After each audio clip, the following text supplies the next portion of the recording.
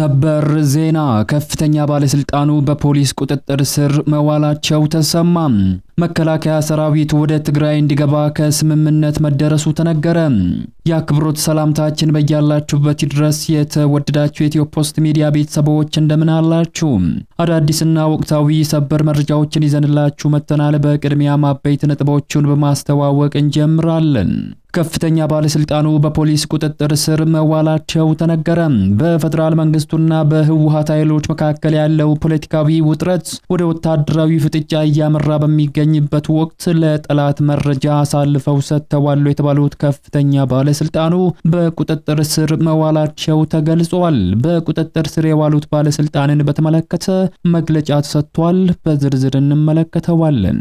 በሌላ ሰበር መረጃ መከላከያ ሰራዊት ወደ ትግራይ እንዲገባ ከስምምነት መደረሱን አቶ ጌታቸው ረዳ ተናገሩ። በፌደራል መንግስቱና በትግራይ ኃይሎች መካከል ያለው ውጥረት ወደ ወታደራዊ ግጭት እያመራ በሚገኝበት ወቅት በትግራይ ወቅታዊ ጉዳዮች ላይ በተደረገው ምክክር ላይ ንግግር ያደረጉት አቶ ጌታቸው ረዳ በርካታ ምስጢሮችን አደባባይ ላይ ዘርግፈዋል። የጠቅላይ ሚኒስትሩ የምስራቅ አፍሪካ ጉዳዮች አማካሪ አቶ ጌታቸው ረዳ የፌደራል መንግስቱ መቀለን እንዲቆጣጠርና የመከላከያ ሰራዊቱ ወደ ትግራይ እንዲገባ ከስምምነት መደረሱን በተመለከተ የተናገሩትን በዝርዝር እናስደምጣችኋለን። በተያያዘ መረጃ የጽምዶ ኃይሎች ኢትዮጵያን መንግስት አልባ ሊያደርጉ ነው ሲሉ ጀነራሉ ተናገሩ። የኢትዮጵያ መንግስት በአራት አቅጣጫ በተከፈተ ጦርነት ውስጥ በሚገኝበት ወቅት በሀገሪቱ የሚገኙ ታጣቂ ኃይሎች ጽምዶ የተሰኘ ጥምረት ፈጥረው መንግስትን ለመገልበጥ እንቅስቃሴ መጀመራቸው የተሰማ ሲሆን የመከላከያ ጀነራሉ በጋራ እንደሚወጉን ሊያስፈራሩን እየሞከሩ ነው ብለዋል። በዝርዝር እንመለከተዋለን። በሌላ ሰበር ዜና የመርካቶ ገበያ ማዕከል እንዲፈርስ ትዕዛዝ ተላልፏል። በአዲስ አበባ የሚገኘው ግዙፉ የመርካቶ ገበያ ማዕከል እንዲፈርስ መወሰኑ የተሰማ ሲሆን በማዕከሉ የሚገኙ ነጋዴዎች በአስቸኳይ ከስፍራው እንዲለቁ ጥብቅ ትዕዛዝ እንደተላለፈባቸው ተገልጿል። ውሳኔውን ተከትሎ ነጋዴዎች ቁጣቸውን እየገለጹ ነው። ሌላኛው በዝርዝር የምንመለከተው መረጃችን ነው። እነዚህንና ሌሎች ያልተሰሙ መረጃዎችን በዚህ ሰዓት የመረጃ ጊዜ ወደ እናንተ እናደርሳለን። እንደተለመደው ይህንን ቪዲዮ ላይክ እና ሼር በማድረግ እስከ ፍጻሜው አብራችሁን ትቆዩ ዘንድ ግብዣችን ነው። ሚዲያችንን ያልተቀላቀላችሁ ሰብስክራይብ በማድረግ አዳዲስ መረጃዎችን ያገኙ። አሁን ወደ ዝርዝሩ እናምራ። በመጀመሪያም የመርካቶ ገበያ ማዕከል እንዲፈርስ ትዕዛዝ ተላለፈ። በግዙፉ የመርካቶ ገበያ ማዕከል የሚገኙ ነጋዴዎች በአስቸኳይ በ20 ቀናት ውስጥ ከስፍራው እንዲለቁ ጥብቅ ትዕዛዝ እንደተላለፈባቸው ተገልጿል። ይህንን ውሳኔ ያስተላለፈው የፌደራል ቤቶች ኮርፖሬሽን ሲሆን ነጋዴዎቹም ቁጣቸውን እየገለጹ ነው። በአዲስ አበባ ከተማ እምብርት መርካቶ አካባቢ ጣና የገበያ ማዕከል ፊት ለፊት የሚገኙ ከ200 በላይ ነጋዴዎች የፌደራል ቤቶች ኮርፖሬሽን በ20 ቀናት ውስጥ የንግድ ቤቶቻቸውን ለቀው እንዲወጡ ማስጠንቀቂያ እንደተሰጣቸው በመግለጽ ውሳኔውን አውግዘዋል። ይህ ያልታሰበና አስደንጋጭ እርምጃ ከግማሽ ምዕት ዓመታት በላይ በአካባቢው የነበረውን የንግድ ታሪክ የሚያጠፋና ቤተሰቦቻችንን ለከፋ የኢኮኖሚ ቀውስ የሚያዳርግ ነው ሲሉ ነጋዴዎች በምሬት ተናግረዋል። የፌደራል ቤቶች ኮርፖሬሽን ቅርንጫፍ አንድ ጽሕፈት ቤት ለተከራዮች ያሰራጨውን ይፋዊ የማስጠንቀቂያ ደብዳቤ እንደሚያስረዳው ነጋዴዎቹ የንግድ ቤቶቻቸውን እንዲያስረክቡ የተጠየቁት የአዲስ አበባ ከተማ አስተዳደር ለሚያካሂደው የኮሪደር ልማት ስራ ቦታ ተመርጦ እንዲለቀቅ በመጠየቁ ነው ተብሏል። በቀድሞ ወረዳ 5 ቀበሌ 19 የሚገኘውን ይህንን የንግድ ቤት የተከራይ ግለሰቦች ይህ ደብዳቤ ከደረሳቸው ቀን ጀምሮ ባሉት 20 ቀናት ውስጥ ንብረታቸውን አንስተው የውሃና መብራት ክፍያቸውን አጠናቀው የቤቱን ቁልፍ እንዲያስረክቡ የኮርፖሬሽኑ ደብዳቤ ጥብቅ ትዕዛዝ አስተላልፏል።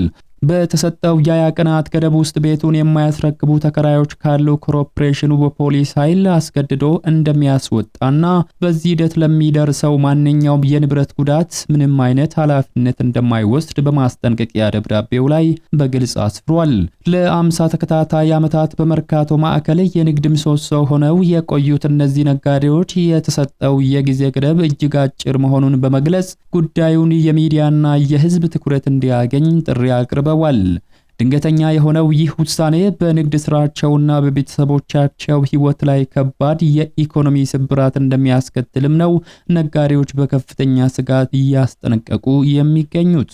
የከተማዋን ገጽታ ለመቀየር በሚል በከፍተኛ ፍጥነት እየተተገበረ ያለው የኮሪደር ልማት ፕሮጀክት የዜጎችን የረጅም ጊዜ የንግድ ትስስርና የኑሮ መሰረትን ከግምት ውስጥ ያላስገባ አካሄድን በተመለከተ መንግስት ላይ ከባድ ትችት እየተነሳበት ይገኛል። በሺዎች የሚቆጠሩ ዜጎች የዕለት ጉርስ በሚያገኙበትና ሰፊ የሥራ ዕድል በተፈጠረበት መርካቶን የመሰለ ግዙፍ የገበያ ማዕከል ውስጥ ያለምንም በቂ የዝግጅት ጊዜና የተተኪ ቦታ ያለማቋቋሚያ ዕቅድ ዜጎችን በቀናት ውስጥ ንብረታቸውን አንስታችሁ ውጡ ማለት የአስተዳደሩን የፖሊሲ ክፍተትና የዜጎችን ሰብአዊ ኢኮኖሚያዊ ደህንነትን ችላ ማለቱን በግልጽ የሚያመላክት ነው ሲሉ የኢኮኖሚ ተንታኞች እየተናገሩ ይገኛሉ። ወደ ቀጣዩ መረጃችን ስንሻገር የጽምዶ ኃይሎች ኢትዮጵያን መንግስት አልባ ሊያደርጉ ነው ሲሉ ጀነራሉ ተናገሩ። የኢትዮጵያ መንግስት በአራት አቅጣጫ በተከፈተ ጦርነት ውስጥ በሚገኝበት ወቅት በሀገሪቱ የሚገኙ የታጣቂ ኃይሎች ጽምዶ የተሰኘ ጥምረት ፈጥረው መንግስትን ለመገልበጥ እንቅስቃሴ መጀመራቸው የተሰማ ሲሆን የመከላከያ ጀነራሉ በበኩላቸው በጋራ እንደሚወጉን ሊያስፈራሩን እየሞከሩ ነው ብለዋል። የጠላቶቻችን ዓላማ ኢትዮጵያን እንደ ሶማሊያ መንግስት አልባ ማድረግ ነው ያሉት የመከላከያ ሰራዊት ከፍተኛ ጀነራሉ ጀነራል ተሰማ መሐመድ የምንዋጋው ፍትሃዊ ጦርነት ነው ብለዋል። የኢትዮጵያ መከላከያ ሰራዊት የጽንፈኛውን አንገት ያስደፋው እዝ በሚል ርዕስ የ11 ደቂቃ ርዝማኔ ያለው ቪዲዮን አሰራጭቷል። ቪዲዮ ባለፉት ወራት የምስራቅ እዝ በጎጃምና ደቡብ ጎንደር ቀጠናዎች አሳክቶታል የተባለውን ድል የሚያስቃኝ ነው። በጥንቅሩ ላይ የምስራቅ እዝ አዛዥ ጀነራል መሐመድ ተሰማ ለሰራዊቱና ለክልሉ አመራሮች የሰጧቸውን ገለጻዎች የተካተቱ ሲሆን ጀነራሉ አነጋጋሪ ጉዳዮችንም አንስተዋል። ከዚህ ቀደም የውጭ ኃይሎች በተደጋጋሚ ኢትዮጵያን ለመውረር ሙከራ አድርገው እንደነበር ያስታወሱት ጀነራሉ የዛሬዎቹ የኛ ባንዳዎች ሲሉ የጠሩትን ቡድን ፉከራቸው አልሳካ ሲላቸው ከነዚህ የውጭ ኃይሎች ጋር ሆነው እንደሚወጉን ሊያስፈራሩን እየሞከሩ ነው ሲሉ ወንጅለዋል። ቀጥለውም ሊያስፈራሩን ይሞክራሉ፣ ግን እኮ እነሱ የሚላላኩላቸው ኃይሎች በኢትዮጵያውያን የተሸነፉ ናቸው ሲሉ ተደምጠዋል። እኛ የምናካሂደው ፍትሃዊ ጦርነት ነው የሚሉት የእዝ አዛዡ ሰራዊቱ በአማራ ክልል እየተዋጋ የሚገኘው የሀገርን ሉዓላዊነት ለማስከበር እንደሆነም ይገልጻሉ። እንደ እርሳቸው ገለጻ ፍትሃዊ ጦርነት ማለት ሀገርን ለማስቀጠል የህዝብን አንድነት ለማስጠበቅ የሚደረግ ጦርነት ነው። ፍትሃዊ ጦርነት የሚያደርጉ አካላት ደግሞ ስትራቴጂካሊ ያሸንፋሉ ያሉት ጀነራሉ እነርሱ ደግሞ ይህችን ሉዓላዊት ሀገር በኃይል አተራምሰው አፍርሰው እንደ ሶማሊያ መንግስት አልባ አድርገው ሀብቷን በቀጥታ በእጅ አዙር ለመቀራመት ስትራቴጂ ነድፈው እየሰሩ ይገኛሉ በማለት ከሰዋል። ወደ ሌላኛው መረጃችን ስናመራ መከላከያ ሰራዊት ወደ ትግራይ እንዲገባ ከስምምነት መደረሱን አቶ ጌታቸው ረዳ ተናገሩ። በፌደራል መንግስቱና በትግራይ ኃይሎች መካከል ያለው ውጥረት ወደ ወታደራዊ ግጭት እያመራ በሚገኝበት ወቅት በትግራይ ወቅታዊ ጉዳዮች ላይ በተደረገው ምክክር ላይ ንግግር ያደረጉት አቶ ጌታቸው ረዳ በርካታ ምስጢሮችን አደባባይ ላይ ዘርግፈዋል። የጠቅላይ ሚኒስትሩ የምስራቅ አፍሪካ ጉዳዮች አማካሪ አቶ ጌታቸው ረዳ የፌደራል መንግስቱ መቀሌን እንዲቆጣጠርና የመከላከያ ሰራዊቱ ደግሞ ወደ ትግራይ እንዲገባ ከስምምነት ተደርሶ እንደነበር ገልጸዋል። አቶ ጌታቸው ረዳ በንግግራቸው ወቅት ስለ ፕሪቶሪያው ስምምነት ነጥቦች ከጦርነቱ በፊት የነበሩ ክስተቶችን ጨምሮ በአሁኑ ወቅት በትግራይ ክልል እየሆነ ስላለው የፖለቲካ ውጥረት እስካሁን ድረስ ለህዝብ ይፋ ያልተደረጉ ጉዳዮች ላይ ሰፋ ያለ ማብራሪያን ሰጥተዋል። የፕሪቶሪያውን ስምምነት በተመለከተ የተናገሩት አቶ ጌታቸው ረዳ ከፌደራል መንግስቱ ጋር የተስማማነው አብረን ለመስራት ነው። የመቀሌ ከተማ የጸጥታ ሁኔታ በፌደራል መንግስት ቁጥጥር ስር እንዲሆንና ሀገሪቱ በአንድ ህገ መንግስት ብቻ እንድትመራ አንድ የጸጥታ አስጠባቂ ኃይል መከላከያ ብቻ እንዲኖር ነበር ብለዋል። አቶ ጌታቸው ረዳ አክለውም በስምምነቱ መሰረት መከላከያ ሰራዊቱ ወደ ትግራይ ክልል ገብቶ የጸጥታ ሁኔታውን እንዲቆጣጠር ከስምምነት ተደርሶ እንደነበር አስታውሰው በትግራይ ክልል መከላከያ ሰራዊቱን ለማስፈር እንቅስቃሴ ላይ በነበረበት ወቅት ህወሓት ስምምነቶችን በማፍረስ የራሱን አካሄድ መርጧልም ብለዋል። በሌላ በኩል አቶ ጌታቸው ረዳ የህወሓት አመራሮችና የኤርትራ መንግስት የራሳቸውን የፖለቲካ ህልውና ለማራዘም ሲሉ የትግራይን ህዝብ እንደ ማስያዣ ኮላተራል እያደረጉት ይገኛሉ በማለት ከሰዋል። አማካሪው የህወሓት ቡድን የወንጀለኞች ኢንተርፕራይዝ ብለው የጠሩት ሲሆን በኪም ጆንግ ኡን ከምትመራው ሰሜን ኮሪያ ጋር በማወዳደር ከመሬት በተለቀመ መሳሪያ የሚተኩስ ቡድን ነው ሲሉ በይነውታል።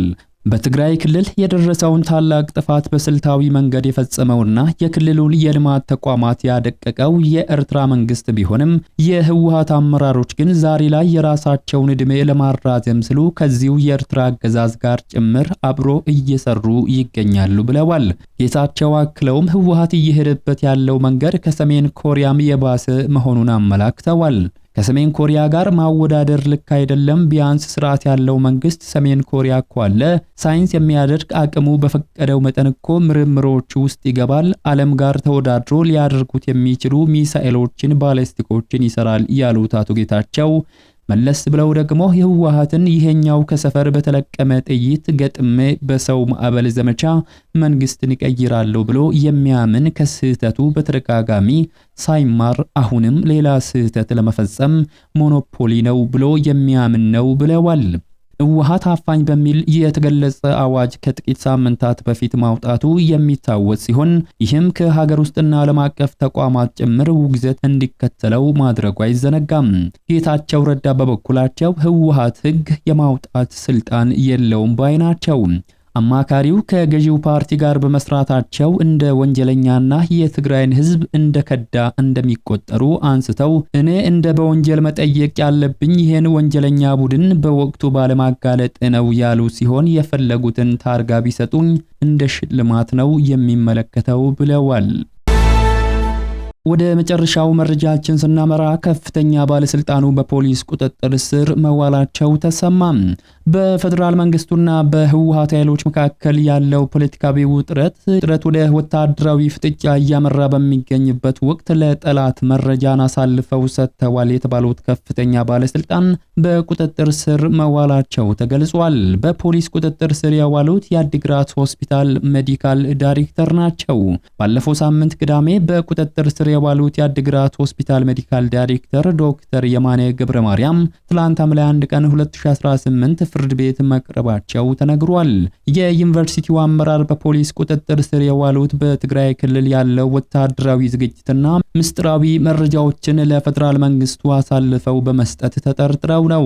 የትግራይ ፖሊስ በዶክተር የማነ ላይ ከፌደራል መንግስቱና ከሐራ መሬት ታጣቂዎች ጋር ግንኙነት አላቸው፣ እንዲሁም ወደ ሐራ መሬት ታጣቂዎች ሰዎችን እየመለመሉ ይልካሉ የሚል ከባድ ክስ ማቅረቡን ጠበቃቸውን ጠቅሶ ቢቢሲ ዘግቧል። ይህንኑን ተከትሎ ፖሊስ ከጦርነቱ በፊት የነበረው የክልሉ ምክር ቤት ባወጣው አዋጅ መሰረት ተጠርጣሪውን በቁጥጥር ስር ውሎ ምርመራውን ለማጠናቀቅ የ14 ቀናት ተጨማሪ የምርመራ የቀጠሮ ጊዜ ፍርድ ቤቱን የጠየቀ ሲሆን ጉዳዩ በክልሉ ከፍተኛ ትኩረትን ስቧል። የትግራይ ሕክምና ማህበር የሜዲካል ዳይሬክተሩን እስር በተመለከተ ባወጣው መግለጫ ዶክተር የማነ ወደ አዲስ አበባ የጤና ጉባኤ ላይ ለመሳተፍ እየተጓዙ ሳለ በቁጥጥር ስር የዋሉ ሲሆን በትግራይ ሕክምናና አካዳሚክስ ማህበረሰብ ዘንድ እጅግ የታወቁ እንደሆነ የጠቀሰው ማህበሩ ለእስራቸው ምንም አይነት ህጋዊ ማብራሪያ አለመቅረቡን ተናግሯል። ጠበቃቸው ብርሃኔም በበኩላቸው ከአዲግራት ወጣ ብሎ ደጋ ሐሙስ የሚባል ከተማ ነው የተያዙት። በመጀመሪያ ሲያዙ ምንም የተገለጸ ነገር የለም፣ ከላይ በተሰጠን ትዕዛዝ የሚል ምክንያት ብቻ ነው የተሰጣቸው ሲሉ ዶክተር የማነ የተያዙበትን ሁኔታ አስረድተዋል። የተወደዳችሁ የሚዲያችን ቤተሰቦች ለሰዓቱ ያዘጋጀንላችሁ መረጃዎች የተከታተላችኋቸውን ይመስሉ ነበር። ከሰዓታት በኋላ በሌሎች አዳዲስ መረጃዎች ዳግም እስከምንገናኝ በያላችሁበት መልካሙን ሁሉ ተመኘን።